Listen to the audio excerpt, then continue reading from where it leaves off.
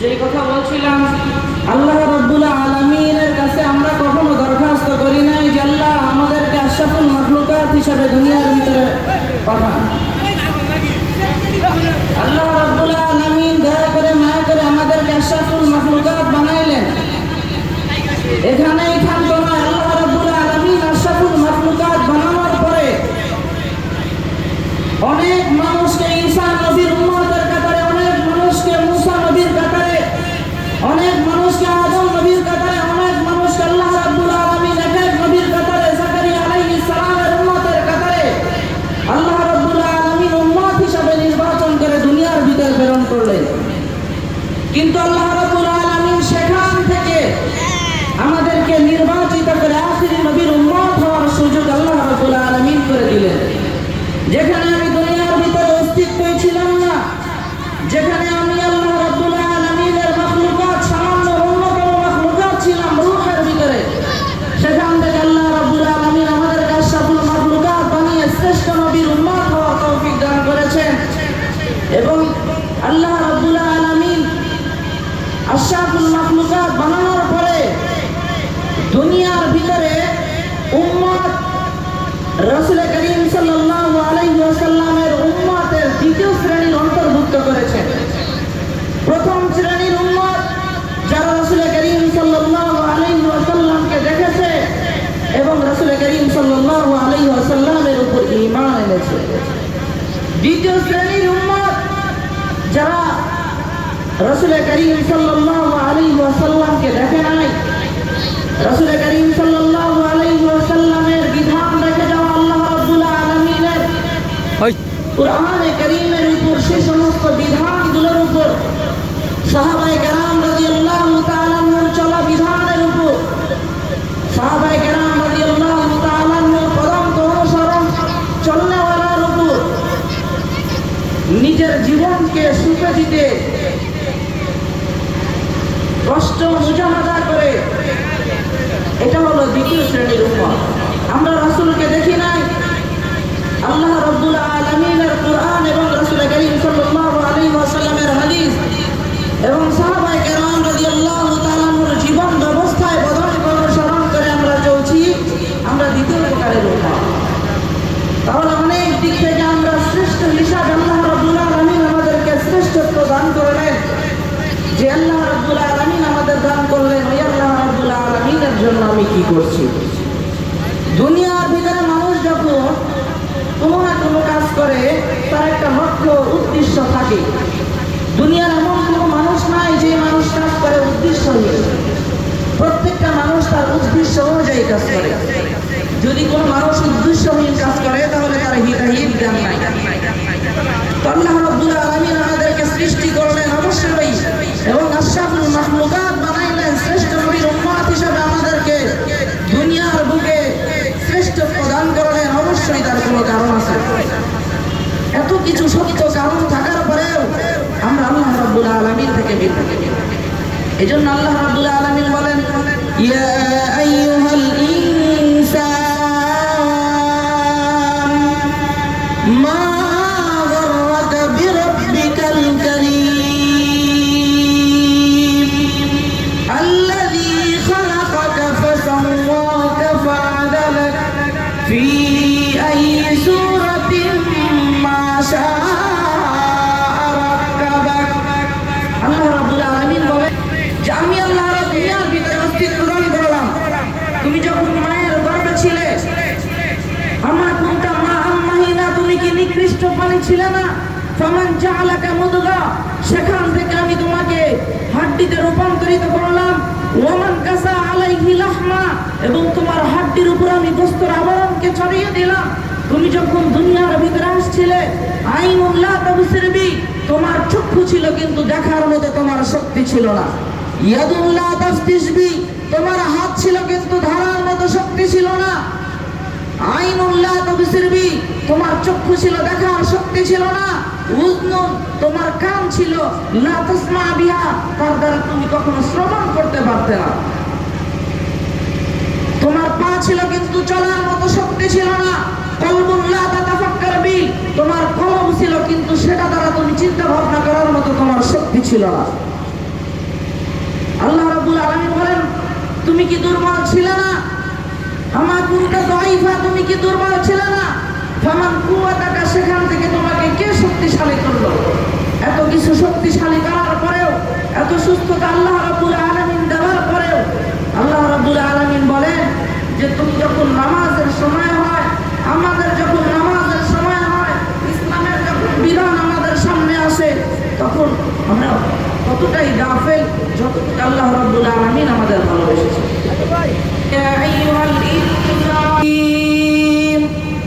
হে মানব সকল, ইয়া আইয়ুহাল ইনসান, হে মানব সকল, মা গররাকা বিরাব্বিকাল কারীম, কোন জিনিস তোমার মহিমাময় রব থেকে তোমাকে দূরে সরিয়ে রাখছে? কোন জিনিস তোমার মহিমাময় রব থেকে তোমাকে দূরে সরিয়ে রাখলো? যে আল্লাহ রাব্বুল আলামিন তোমাকে দীর্ঘক্ষণ তোমার জন্য, তোমার সর্বক্ষণ ব্যবস্থা আল্লাহ রাব্বুল আলামিন করছেন, তোমাকে সুরক্ষা দেওয়ার জন্য ফেরেশতা তোমার সাথে নিয়োজিত। যে আল্লাহ রাব্বুল আলামিন তোমাকে বিনা পারিশ্রমিকে অক্সিজেন নেওয়ার মতো সুবিধা আল্লাহ রাব্বুল আলামিন দান করছেন, ওই আল্লাহ রাব্বুল আলামিন থেকে তুমি কিভাবে বিমুখ? যদি আমরা বিমুখ হই, তাহলে আমাদের সামনের জীবন, আখিরাতের জীবন খুবই খারাপ। আর যদি আমি আপনি যদি আখিরাতের জীবন সুন্দর করতে চাই, আখিরাতের জীবন যদি আল্লাহ রাব্বুল আলামিনের দরবারে যদি নৈকট্য বান্দাদের অন্তর্ভুক্ত হতে চাই, তাহলে আল্লাহ রাব্বুল আলামিন যে কথা বলছেন যে কোন জিনিস তোমার মহিমাময় রব থেকে তোমাকে দূরে সরিয়ে রাখছে, এই প্রশ্নের অন্তর্ভুক্ত হওয়া যাবে। এই প্রশ্নের অন্তর্ভুক্ত না হওয়ার জন্য কি করতে হবে? আমাকে দুনিয়ার ভিতরে আল্লাহ রাব্বুল আলামিনের সাথে ইনসাফ প্রতিষ্ঠিত করতে হবে, আদলকে প্রতিষ্ঠিত করতে হবে। আল্লাহ রাব্বুল আলামিন বলেন, ইন্নাল্লাহ ইয়া'মুরু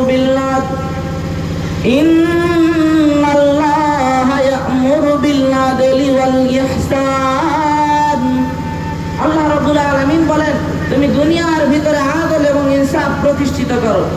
যদি তুমি আদল এবং ইনসাফকে প্রতিষ্ঠিত করো, আখিরাতের জীবন তোমার সুখময় হবে, দুনিয়ার জীবন তোমার সুখময় হবে, তুমি দুনিয়া এবং আখিরাতকে উভয় জাহানেই পেয়ে যাবে। তাহলে আদল কি? আদল আমি কিভাবে প্রতিষ্ঠিত করব? আদল অর্থ হলো ইনসাফ। আদল অর্থ ইনসাফ, ন্যায় ইনসাফ প্রতিষ্ঠিত করা। ন্যায় ইনসাফ আমি কোথায় প্রতিষ্ঠিত করব? সর্বপ্রথম আল্লাহ রাব্বুল আলামিনের সাথে ইনসাফকে প্রতিষ্ঠিত করতে হবে। যে আল্লাহ রাব্বুল আলামিন আমাকে ডেইলি 36 বার ডায়ালিসিস করছেন, যে আল্লাহ রাব্বুল আলামিন আমাকে ডেইলি 550 লিটার অক্সিজেন সরবরাহ করছেন বিনা পারিশ্রমিকে, যে আল্লাহ রাব্বুল আলামিন আমার দু চোখে 13 কোটি ক্যামেরার ব্যবস্থা করেছেন, ওই আল্লাহ রাব্বুল আলামিনের সাথে প্রথমে আদলকে প্রতিষ্ঠিত করতে হবে। যদি আমি আল্লাহ রাব্বুল আলামিনের সাথে আদলকে প্রতিষ্ঠিত না করি, তাহলে দুনিয়ার ভিতরে আখিরাতের ভিতরে আমার সুখময় জিন্দেগি হওয়া সম্ভব না। আল্লাহ রাব্বুল আলামিনের সাথে কিভাবে আমি আদলকে প্রতিষ্ঠিত করব, এটাকে বোঝানোর জন্য মুসলিম শরীফের 5 নম্বর অধ্যায় কিতাবুল ঈমানের 1 নম্বর হাদিস, قال رسول الله صلى الله عليه وسلم, রাসূল করিম সাল্লাল্লাহু আলাইহি ওয়াসাল্লাম বলেন যে সাহাবায়ে কেরাম রাদিয়াল্লাহু তাআলা এবং নবী করিম সাল্লাল্লাহু আলাইহি ওয়াসাল্লাম খোলা মাঠের ভিতরে বসা ছিলেন। এমন এক সময় রাসূল করিম সাল্লাল্লাহু আলাইহি ওয়াসাল্লাম যখন খোলা মাঠের ভিতরে বসা ছিলেন, উন্মুক্ত মাঠ, যে মাঠের উপরে এরকম ভাবে কোনো সামিয়ানা নাই, চতুর্পাশে যখন কোনো বেড়ার মতো অবস্থা নাই, ওই সময় এমন একটি যুবক আসলো, যেই যুবককে সাহাবায়ে কেরাম রাদিয়াল্লাহু তাআলা কখনো দেখে নাই। রাসূল করিম সাল্লাল্লাহু আলাইহি ওয়াসাল্লামের সামনে এসে বসলেন। আসনাদা রুকবাতাইহি ইলা রুকবাতাই, রাসূল করিম সাল্লাল্লাহু আলাইহি ওয়াসাল্লামের সামনে হাঁটু গেড়ে বসে গেলেন। বসার পর রাসূল করিম সাল্লাল্লাহু আলাইহি ওয়াসাল্লামকে বললেন, ইয়া রাসূলুল্লাহ, ইয়া হাবিবাল্লাহ, আমি আপনাকে 4টি প্রশ্ন করার জন্য এখানে আসছি। নবী করিম সাল্লাল্লাহু আলাইহি ওয়াসাল্লাম বললেন, তোমার কি প্রশ্ন তুমি করে ফেলো। এবার ওই যুবক রাসূল করিম সাল্লাল্লাহু আলাইহি ওয়াসাল্লামকে প্রশ্ন করলেন, ইয়া রাসূলুল্লাহ, মাল ঈমান ইয়া রাসূলুল্লাহ, ইয়া রাসূলুল্লাহ ঈমান কাকে বলে? প্রথম প্রশ্ন করলেন ইয়া রাসূলুল্লাহ ঈমান কাকে বলে। দ্বিতীয় নম্বর প্রশ্ন করলেন ইয়া রাসূলুল্লাহ মাল ইসলাম, ইয়া রাসূলুল্লাহ ইসলাম কাকে বলে? প্রথম নম্বর প্রশ্ন ছিল ঈমান কাকে বলে, দ্বিতীয় নম্বর প্রশ্ন ইসলাম কাকে বলে। আল্লাহ রাসূল সাল্লাল্লাহু আলাইহি ওয়াসাল্লাম বললেন চারটি জিনিস, চারটি মৌলিক জিনিস ইবাদত করার নামই হলো ইসলাম। চারটি মৌলিক ইবাদত করার নামই ইসলাম। এক নম্বর আল্লাহ তাআলার সাথে শিরিক মুক্ত ইবাদত করতে হবে। আমি আপনি দুনিয়ার ভিতরে ইবাদত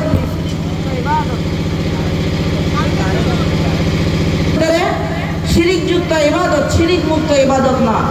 আমি আপনি 2 রাকাত নামাজ পড়ি, মানুষ আমাকে বলবে নামাজি। দুনিয়ার ভিতরে এমন অহরহ কাজ আছে যেগুলো আমি আপনি করি শুধুমাত্র লোক দেখানোর জন্য, রিয়ার জন্য, অহংকারের জন্য। মানুষ আমাকে বড় বলবে, মানুষের সামনে আমি উঁচু ব্যক্তিত্ব হব, সেই নিয়তে যদি আমি আমল করি আর আমি যদি নামাজ পড়তে পড়তে যদি কপালে দাগ লাগিয়ে ফেলি, তাহলে আমার ওই দাগ লাগানো আমার জান্নাতের জন্য কখনো বয়ে আনবে। তাহলে বোঝা গেল আমাদের ইবাদত করতে হবে শিরিক মুক্ত ইবাদত। ইন্না শিরকা লাযুলমুন আযীম, নিশ্চয় শিরিক বড় অন্যায়। এই জন্য আমাদের ইবাদত করতে হবে শিরিক মুক্ত ইবাদত। যে আল্লাহ রাব্বুল আলামিন আমাকে এতক্ষণ সর্বক্ষণ আমাদেরকে সুরক্ষা দিচ্ছেন, ওই আল্লাহ রাব্বুল আলামিনের, ওই আল্লাহ রাব্বুল আলামিন, যে আল্লাহ রাব্বুল আলামিন আসমান থেকে পানি বর্ষণ করে জমিনের ভিতরে দানা উৎপাদিত করে আমাদের খাবারের ব্যবস্থা করেন, ওই আল্লাহ রাব্বুল আলামিনের জন্য আমি আপনি কি করছি? অথচ দুনিয়ার আমাদের সামনে ছোট্ট একটি মাখলুক, যেই মাখলুককে আমরা এতটাই ঘৃণা করি, কুকুর, যে কুকুরকে আমরা এতটাই ঘৃণা করি, আমাদের সামনে যদি কুকুর থাকে, কুকুরকে আমরা শুধু তারাই দেই না, আমাদের হাতের সামনে, আমাদের হাতের নাগালে যদি ঢেল থাকে সেটাকে নিক্ষেপ করে কুকুরকে তাড়িয়ে দেয়। কুকুরের একটি ঘটনা বলি, তাহলে বুঝতে পারবেন যে একটা সামান্য ন্যূনতম কুকুর, যে কিনা তার মনিবকে ভালোবেসে, যে কিনা তার মনিবের জন্য এত বড় কাজ করতে পারে, যে আল্লাহ রাব্বুল আলামিন আমাকে আপনাকে তৈরি করেছেন, যে আল্লাহ রাব্বুল আলামিন সমস্ত কুল কায়নাতকে সৃষ্টি করার পরে, সমস্ত মাখলুককে সৃষ্টি করার পরে আমাকে আপনাকে সর্বোত্তম মাখলুকাত হিসাবে বানাইলেন, ওই আল্লাহ রাব্বুল আলামিনের জন্য কি করা দরকার ছিল, এই ঘটনাটা শুনলেই বুঝতে পারবেন। এক যুবক গ্রামের পাশ দিয়ে যাইতেছে, গ্রামের পাশ দিয়ে যাইতে যাইতে তিনি লক্ষ্য করলেন অনেক সুন্দর একটা বিল্ডিং। এত সুন্দর বিল্ডিং তার জীবনের ভিতরে সে কখনো দেখে নাই। এত সুন্দর বিল্ডিং যখন তার জীবনের ভিতরে যখন কোনোদিন দেখে নাই, তখন সেই বিল্ডিংকে কাছে থেকে অনুভব করার জন্য, কাছে থেকে দেখার জন্য সেখানে গেলেন। যাওয়ার পরে দেখলেন এত সুন্দর বিল্ডিং তার জীবনে কখনো দেখা হয় নাই। এই জন্য বিল্ডিং এর চতুর্পাশে ঘুরে ঘুরে দেখতেছেন। দেখতে দেখতে তিনি লক্ষ্য করলেন বিল্ডিং এর এক পাশে শিলালিপিতে খোদাই করে লেখা, এই বিল্ডিং তৈরির ইতিহাস যদি জানতে চাও অমুক গ্রামে চলে যাও। যুবকের মনে আরো কৌতূহল জাগলো, না জানি এত সুন্দর বিল্ডিং কি জন্য তৈরি করা হয়েছে, না জানি এই বিল্ডিং তৈরির পিছনে অবশ্যই না কোনো অবশ্যই রহস্য আছে, আমাকে জানতেই হবে। যুবকের মনে যখন আরো কৌতূহল জাগলো যে কি জন্য এই বিল্ডিংকে তৈরি করা হয়েছে, তখন তিনি ভাবলেন যে গ্রামের নামের কথা বলা হয়েছে, ওই গ্রামে যদি আমি চলে যাই তাহলে মানুষের কাছ থেকে না জানি আমি এই বিল্ডিং তৈরির ইতিহাস সম্পর্কে অবগত হব। এত সুন্দর বিল্ডিং কি জন্য তৈরি করা হয়েছে আমার জানা হয়ে যাবে। সেই চিন্তা ভাবনা করে যখন সেই গ্রামের দিকে, সামনের দিকে অগ্রসর হইতে লাগলো, হাঁটি হাঁটি পা পা করে যখন গ্রামের ভিতরে ঢুকে গেল, গ্রামের ভিতরে যাওয়ার পরে যুবকদেরকে জিজ্ঞাসা করতে লাগলো, ভাই এই গ্রামের শেষ মাথায় দেখলাম এত সুন্দর একটা বিল্ডিং, যেই বিল্ডিং আমার জীবনের ভিতরে আমি কখনো দেখি নাই। এত সুন্দর বিল্ডিং কি জন্য তৈরি করা হয়েছে? আমি যখন বিল্ডিং এর চতুর্পাশে ঘুরে ঘুরে দেখছিলাম, আমি দেখলাম বিল্ডিং এর এক পাশে খোদাই করে লেখা, যদি এই বিল্ডিং তৈরির ইতিহাস সম্পর্কে জানতে চাও তাহলে তোমাদের গ্রামে আসার কথা বলা হয়েছে। আমি আর দেরি না করে তোমাদের গ্রামে গ্রামে চলে এসেছি, এখন তুমি কি আমাকে বলতে পারবে সেই গ্রামের বিল্ডিং কি জন্য তৈরি করা হয়েছিল? যুবক বলতে পারে না, বলে তাহলে তুমি আরেকজনের কাছে যাও। এভাবে যখন সামনের দিকে যাইতে যাইতে যাইতে যাইতে একজনকে জিজ্ঞাসা করে যুবক, আর একজনকে জিজ্ঞাসা করে, একজন দুইজনকে জিজ্ঞাসা করতে করতে যখন সামনের দিকে অগ্রসর হইতে লাগলো, যুবক খেয়াল করলো তার এই বিল্ডিং তৈরির ইতিহাস সে কারো থেকেই সে জানতে পারলো না। তখন তিনি মন খারাপ করলেন। এই জন্যে দুনিয়ার ভিতরে মানুষকে অনেকভাবে দেখেছি যারা মিথ্যা কথা বলে, উপস্থিত মিথ্যা, দেখার পরে মিথ্যা, অজান্তেই মিথ্যা, অনেকভাবে মানুষ মিথ্যা কথা বলে। কিন্তু এই জীবনের প্রথম দেখলাম মানুষ লেখে মিথ্যা কথা, খোদাই করে আবার মিথ্যা কথা লেখছে। মিথ্যা কথা বলার একটা সীমা আছে, খোদাই করে মিথ্যা কথা বলছে।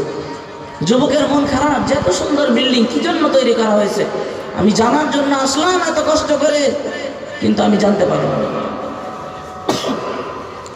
যখন যুবক মন খারাপ করে চলে যাইতেছে, গ্রাম থেকে বাহির হইতেছে, তখন দেখলেন একটা বৃদ্ধ মানুষ, এমন বৃদ্ধর কারণে তার মাথা জমিনের দিকে নুয়ে গেছে, নিচের দিকে হয়ে গেছে, আর পা দুটা উপরের দিকে ভাঁজ করে রাখছে। তো মনে হইতেছে মাথা কেমন যেন তিনটা। তো কাছে গিয়ে সালাম করলেন যুবক যখন সালাম করছে তখন সে সালামের জবাব নিয়ে বলতেছে, বাবা তুমি এখানে কি জন্য আসছিলে? বলে আমি এখানে আসছিলাম, এই গ্রামের শেষ প্রান্তরে আমি দেখলাম এত সুন্দর একটা বিল্ডিং, যে বিল্ডিং এর ইতিহাস জানার জন্য আসছিলাম। এত সুন্দর বিল্ডিং আমার জীবনে আমি কখনো দেখি নাই। সেই বিল্ডিং তৈরির ইতিহাস জানার জন্য যখন আসলাম এই গ্রামের কোনো একটা মানুষ এই বিল্ডিং তৈরির ইতিহাস সম্পর্কে বলতে পারলো না, এজন্য মন খারাপ করে চলে যাইতেছে। এবার বৃদ্ধ লোকটা ডেকে বলে, তোমাকে কিভাবে গ্রামের মানুষ বলবে? কারণ এই গ্রামের ভিতরে সবচেয়ে বৃদ্ধ মানুষ আমি। এই বিল্ডিং তৈরির ইতিহাস আমিও শুনি নাই, আমার দাদার কাছ থেকে আমি শুনেছিলাম। বলে তুমি কি শুনেছিলে? তাহলে বলো। আমি এত কষ্ট করে এসেছিলাম এই বিল্ডিং তৈরির ইতিহাস সম্পর্কে জানার জন্য। তুমি যদি জানো তাহলে অবশ্যই আমাকে বলো, তাহলে আমি যেই বিষয় জানার জন্য আসছিলাম তাহলে আমার দিলটা প্রশান্ত হবে, আমার দিলটা আনন্দে উচ্ছল্ল হবে। যেই জিনিসের জন্য আমি পরিশ্রম করছিলাম সেটাকে আমি পেয়ে গিয়েছি, এবার তুমি বলতে থাকো। বৃদ্ধ মানুষটা তিনি বললেন, সেই বিল্ডিং এর ভিতরে একজন জমিদার থাকতো, অনেক ধনাঢ্য একজন ব্যক্তি থাকতো। যে ধনাঢ্য ব্যক্তির একটা কুকুর ছিল। ধনাঢ্য ব্যক্তির কি ছিল? একটা কুকুর ছিল। ধনাঢ্য ব্যক্তি কুকুরকে অনেক মহব্বত করত, কুকুরও অনেক বেশি মালিককে মহব্বত করত। মালিক যখন গোসল করার জন্য পুকুরের পাড়ে নামত, কুকুর তখন পুকুরের পাশে সিকিউরিটির দায়িত্ব পালন করত। মালিক যখন রাত্রেবেলায় ঘুমানোর জন্য যখন ঘরের ভিতরে যাইত, বাহির থেকে তখন সিকিউরিটির দায়িত্ব পালন করত। মালিক যখন গোসলখানায় যখন গোসলের জন্য যাইত, কুকুর বাহিরে দাঁড়িয়ে সিকিউরিটির দায়িত্ব পালন করত। এমনি যখন কুকুর যখন তার মালিককে অনেক বেশি মহব্বত করত, একদিন এমন একটা সময় আসলো যে সময় তার মালিক এরকম ভাবে ভিআইপি মহলে যাওয়ার পালা আসলো। মালিককে দাওয়াত করা হলো উন্নত ভিআইপি মহলে, যে মহলের ভিতরে অনেক ধনাঢ্য ব্যক্তিদের আগমন হবে এবং সেখানে ভিআইপি আপ্যায়ন হবে। তখন তিনি চিন্তা করলেন, আমি যদি সেই ভিআইপি মহলে যাই আর আমার সাথে যদি আমার কুকুরকে নিয়ে যাই, তাহলে এত সুন্দর মজলিসের ভিতরে কুকুর ছোট নিম্ন প্রাণীর শ্রেণীর একটা প্রাণীকে নিয়ে যাওয়ার কারণে আমার সম্মানের ক্ষতি হবে, কুকুরকে নিয়ে যাওয়া যাবে না। কুকুরকে যখন না নিয়ে যাওয়ার জন্য মনস্থির করলো, মনস্থির করার পরে যখন এরকম ভাবে হাঁটি হাঁটি পা পা করে তিনি সিদ্ধান্ত নিলেন যে এরকম ভাবে তার মালিককে কি করবে না, তার মালিক কোনো ক্রমেই কুকুরকে সেখানে নিয়ে যাবে না। মালিক তখন চিন্তা করলেন তাহলে তাকে কিভাবে রাখা যায়। মালিক তখন তার কর্মচারীকে ডেকে বললেন, কুকুরের গলায় শিকল পরিয়ে দাও আর এরকম ভাবে তাকে পিলারের সাথে বেঁধে দাও।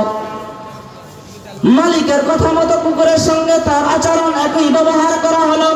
এবার মালিকের ভিআইপি মহলে যাওয়ার পালা আসলো। মালিক যখন ভিআইপি মহলে যখন চলে গেল, চলে যাওয়ার পরে কুকুরের দিকে তার অঙ্গভঙ্গিমার মাধ্যমে মালিককে যাওয়ার সাথে মালিকের সাথে যাওয়ার জন্য মালিকের জন্য সে এরকম পাগল পারা হয়ে গিয়েছে, মালিকের কাছে সে অবশ্যই যাবে, যার জন্য সে তার অঙ্গভঙ্গিমায় তার ভাষায় সে বুঝাইতে লাগলো, মালিক আমাকে রেখে যাইবেন না, কারণ আপনাকে আমি অনেক মোহাব্বত করি। আপনি যখন গোসলের জন্য যান তখন আমি বাহির থেকে সিকিউরিটির দায়িত্ব পালন করি। আপনি যখন এরকম ভাবে যখন ভিআইপি মহলে যখন আপনি রাত্রে ঘুমানোর জন্য থাকেন, আমি বাহিরে সিকিউরিটির দায়িত্ব পালন করি, যাতে করে আপনার ঘুমের ভিতরে বিঘ্ন না ঘটে, যাতে করে মানুষ আপনার উপরে আক্রমণ না করতে পারে। আমি বাহিরে সিকিউরিটির দায়িত্ব পালন করি, আর আপনি আজকে ভিআইপি মহলে চাইবেন আর আমাকে আপনি নিয়ে যাইতেছেন না। মালিক মন খারাপ করে এরকম ভাবে তখন চলে যাইতেছে। মালিক যখন চলে যাইতেছে, মালিক চলে যাইতে যাইতে তখন এরকম ভাবে কুকুরের চিৎকারের কারণে তখন আশপাশের মানুষজন জমা হতে লাগলো। কুকুরের আওয়াজের কারণে মানুষজন যখন একত্রিত হতে লাগলো, জমা হতে লাগলো, তখন লক্ষ্য করলো, সকল মানুষ লক্ষ্য করলো যে কুকুরের এরকম আওয়াজের কারণে, মালিক রেখে যাওয়ার কারণে কুকুর এরকম চিৎকার করছে। মানুষজন লম্বা টাইম অপেক্ষা করার পর ধীরে ধীরে মানুষ চলে যেতে লাগলো। একটা মহিলা সেখানে রয়ে গেল, একটা বোবা মেয়ে সেখানে রয়ে গেল। যে বোবা মেয়েটা চিন্তা করলো, যে কুকুরটা মালিককে এত বেশি মহাব্বত করে, যেই কুকুরটা মালিককে এত বেশি ভালোবাসে, কুকুরকে মালিক এরকম ভাবে না নিয়ে যাওয়ার কারণে কুকুর এরকম আক্ষেপ করতেছে, নিজের অনুভূতিকে প্রকাশ করছে। সকল মানুষ যখন ধীরে ধীরে চলে যাইতে লাগলো, মহিলাটি সেখানেই রয়ে গেল। এদিকে মালিক তার বাবুর্চিকে বলে গিয়েছিল, আমি যেখানেই যাই না কেন তুমি আমার জন্য এরকম ভাবে অনেক প্রকারের খাবার রান্না করে শিকার ভিতরে রেখে দিবে, আমি যখন আসবো আসার পরে সেগুলোকে আমি খাবো। মালিকের কথা মতো যখন বাবুর্চি সমস্ত খাবার রান্না করে যখন খাবার শিকার ভিতরে রেখে দিল, কুকুর আর ওই বোবা মেয়েটা তখন দেখতে পাইল একটা বিষধর সাপ এসে এরকম ভাবে পাত্রের ভিতরে মুখ লাগাইলো। তখন এরকম ভাবে বোবা মেয়েটা চিন্তা করলো, হায় আল্লাহ, দুনিয়ার ভিতরে যে কুকুর আর আমি এই অবস্থা পর্যবেক্ষণ করলাম, আমি দেখলাম, আমি যদি মালিককে না বলি, মালিক যদি এই খাবার খায় তাহলে দুনিয়ার থেকে শেষ নিঃশ্বাস ত্যাগ করবে, কারণ কুকুর তো কোনোভাবেই বলতে পারবে না। আমি যদি আমি অঙ্গভঙ্গিমার মাধ্যমে আমি বুঝিয়ে তাকে বলতে পারবো যে এই পাত্রের ভিতরে বিষধর সাপ এসে মুখ লাগাইছে, তখন মালিক আর খাবার যদি না খায় তাহলে মালিক এরকম নিস্তার পেয়ে যাবে, মালিক বেঁচে যাবে। বোবা মেয়েটা সেখানেই রয়ে গেলেন। মালিক যখন আসবে মালিককে সমস্ত ঘটনা খুলে বলবে, কিন্তু কে শোনে কার কথা? মালিক যখন চলে আসলো, বোবা মেয়েটা তার অঙ্গভঙ্গিমার মাধ্যমে বুঝাইতে লাগলো, মালিক ওই খাবারের ভিতরে আপনি হাত দিবেন না, যদি খাবারের ভিতরে হাত দেন এবং সেটাকে যদি আপনি খেয়ে ফেলেন তাহলে বিষের প্রক্রিয়ার কারণে আপনি দুনিয়ার থেকে শেষ নিঃশ্বাস ত্যাগ করবেন, আপনাকে দুনিয়ার থেকে চলে যেতে হবে। মালিক আপনি সেখানে যাবেন না এবং সেখানের পাত্র থেকে খাবার খাবেন না। বোবা মেয়েটা যখন অঙ্গভঙ্গিমার মাধ্যমে বুঝাইতে লাগছিলেন, মালিক তার দিকে কোনো তাওয়াক্কা না করে, মালিক তার দিকে কোনো পরোয়া না করে সামনের দিকে চলা শুরু করলো। এবার কুকুরটা তখন এরকম ভাবে চিন্তা করলেন, হায় আল্লাহ, যদি মালিক যদি এরকম ভাবে খাবার খেয়ে ফেলে, মালিক যদি পাত্রের ভিতরে হাত দেয়, যদি মালিক যদি সামান্য ন্যূনতম খাবার যদি খেয়ে ফেলে, দুনিয়া থেকে আমার মালিক শেষ নিঃশ্বাস ত্যাগ করবে, আমি মালিককে আর বাঁচাতে পারবো না। যেই মালিকের জন্য আমি দুনিয়ার ভিতরে পরিশ্রম করলাম, যেই মালিকের জন্য আমি মালিক যখন রাত্রেবেলায় ঘুমানোর জন্য চলে যায়, আমি না ঘুমিয়ে মালিকের সিকিউরিটির দায়িত্ব পালন করলাম, আর ওই মালিক বিষ প্রক্রিয়ার কারণে মারা যাবে আর আমি সামনে দেখবো, এটা কোনোভাবেই সম্ভব হয় না। মালিকের এই অবস্থা দেখে কুকুর তার ভাষায় বলতে লাগছিল, মালিক এই খাবার আপনি খাবেন না, যদি খান তাহলে আপনি দুনিয়া থেকে চলে যাবেন। কিন্তু কুকুরের এই ভাষা তো মালিক বুঝতে ছিল না। এবার তার অবস্থা ভীষণ পর্যায়ের খারাপ, কুকুরের গলার ভিতরে শিকল লাগানো ছিল। কতক্ষণ কুকুর চিন্তা করলেন, এই খাবার তো কোনোভাবেই মালিককে খাইতে দেওয়া যাবে না। মালিক যখন খাবারের পাত্র সামনে নিয়ে যখন বসছেন, খাবারের পাত্র যখন সামনে নিয়ে হাত দিবেন, তখন কুকুর চিন্তা করলেন, আমার মালিকের জীবন শেষ হয়ে যাবে, আমি সামনে তাকিয়ে তাকিয়ে দেখবো, সেটা কোনোভাবেই সম্ভব হতে পারে না। কুকুরের কাল্লা ছিঁড়ে যাওয়ার মতো কুকুর নিজের জীবন বিপর্যয়ে রেখে গলার সাথে শিকল, এটার তাওয়াক্কা না করে, এটার পরোয়া না করে তার পা দিয়ে এরকম ভাবে তার পাত্রের ভিতরে একটু ঢালকানি দিয়ে দিল। সেই চিন্তা করলো, যদি মালিক যদি আমার পা যদি সেখানে টাচ করে তাহলে মালিক কোনোভাবে সেটাকে খাবে না, কারণ কুকুর আমি নিম্ন শ্রেণীর প্রাণী। আর যদি আমার পা যদি খাবারের সাথে লাগে মালিক সে খাবার খাবে না, মালিক বেঁচে যাবে আর আমি আমার মালিককে চিরতরে পেয়ে যাব। এই চিন্তা ভাবনা করে যখন কুকুর যখন তার পা দিয়ে ঢালকানি দিয়েছে, মালিকের মেজাজ আরো বেশি খারাপ হয়ে গিয়েছে। একেতে বেশি চিল্লাচিল্লি করছিল, দুইতে আবার খাবারকে ফেলে দিয়েছে, মালিকের মেজাজ আরো বেশি গরম হয়ে গিয়েছে। মালিক এবার একটা লাঠি এনে কুকুরের উপর অধিকভাবে মারধর শুরু করছে, অধিক আক্রমণ করা শুরু করছে। আক্রমণের কারণে কুকুর এমন পর্যায়ে চলে গেছে, ধরাশায়ী হয়ে গেছে, অবস্থা নার্ভাস হয়ে গেছে। তখন মালিকের মনে এরকম ভাবে দিলের ভিতরে একটু আশা জাগছে যে কুকুর আমার জন্য এত কিছু করে, আমি যখন গোসলের জন্য যাই কুকুর তখন পুকুর পাড়ে দাঁড়িয়ে থাকে, এই কুকুরকে আমি মারলাম। কুকুরের প্রতি ভালোবাসা যখন এসে গিয়েছে তখন তার চাকরকে বললেন কুকুরের গলা থেকে এরকম শিকলকে সরিয়ে দাও। শিকলকে সরানো মাত্রই কুকুর এরকম ভাবে তার মুখ দিয়ে পাত্রের ভিতরে যতগুলো খাবার ছিল সমস্ত খাবার সে শেষ করে ফেললো। মালিকের আরো বেশি মেজাজ খারাপ হয়ে গেল, যে খাবারের জন্য যেই খাবার আমি খাবো, মালিক যখন তিনি চিন্তা করলেন তোমার খিদা লাগার কারণে, তোমার এরকম ভাবে পেটের অনাহারের কারণে তুমি আমার খাবার নষ্ট করলা, আবার যখন তোমার গলায় থেকে শিকল যখন খুলে দেওয়া হলো সঙ্গে সঙ্গে সেই খাবারের জন্য গেলা। মালিকের মেজাজ আরো বেশি গরম, কিন্তু তখন তিনি খেয়াল করলেন কুকুর যখন পাত্রের সমস্ত টুকু খেয়ে ফেললেন, কুকুর এরকম ভাবে 1-2 মিনিটের ভিতরে ধরাশায়ী হয়ে জমিনের ভিতরে পড়ে ইন্তেকাল করলেন, কুকুরটা মরে গেল। তখন তিনি চিন্তা করলেন কুকুর তো স্বাভাবিক অবস্থার ভিতরে ছিল, যখন খাবার খাইলো, খাবার খাওয়ার পরে দুনিয়া থেকে চলে গেল, তাহলে এই খাবারের ভিতরে অবশ্যই কোনো না কোনো কিছু হয়েছিল। তখন তিনি ওই বোবা মেয়েটার দিকে মোতাবজ্জহ হলেন। বোবা মেয়েটা বললেন, মালিক আমি আপনাকে অনেকভাবে বুঝাইতেছিলাম, আমি আমার অঙ্গভঙ্গিমার মাধ্যমে বুঝাইতেছিলাম যে আপনি এই খাবার খাবেন না, যদি খান তাহলে দুনিয়ার থেকে চলে যাবেন। আপনি আমার কথার দিকে কোনোই তোয়াক্কা করলেন না, আপনি আমার কথার দিকে কোনোই মনোযোগ দিলেন না। আপনি যখন সামনের দিকে অগ্রসর হইতে লাগলেন তখন কুকুর আপনার জন্য জীবন দেওয়ার জন্য প্রস্তুত হয়ে নিল। তখন সে চিন্তা ভাবনা করলো, আমি যদি মালিককে যদি এই খাবার খাইতে দেই মালিক দুনিয়ার থেকে চলে যাবে, সেই কারণে সে এরকম ভাবে তার পা দিয়ে আপনার খাবারের ভিতরে ঢলকানি দিল, আপনি ওই খাবার খাইলেন না। যখন তার শিকল খুলে দিলেন, আপনি যখন তাকে অনেক বেশি মারধর করতে লাগলেন, তখন তিনি ওই কুকুরটা হয়তো মাথার ভিতরে এই চিন্তা ভাবনাই করছিল আর সমস্ত খাবার খেয়ে নিল যে মালিক আপনি যদি এই খাবার খাইতেন তাহলে দুনিয়ার থেকে চলে যাইতেন।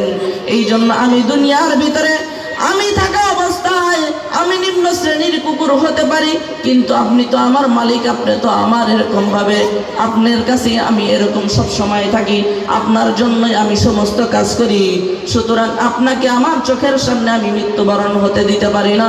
এই জন্য কুকুর নিজের জীবন দিয়ে তার মালিককে বাঁচিয়ে দিল।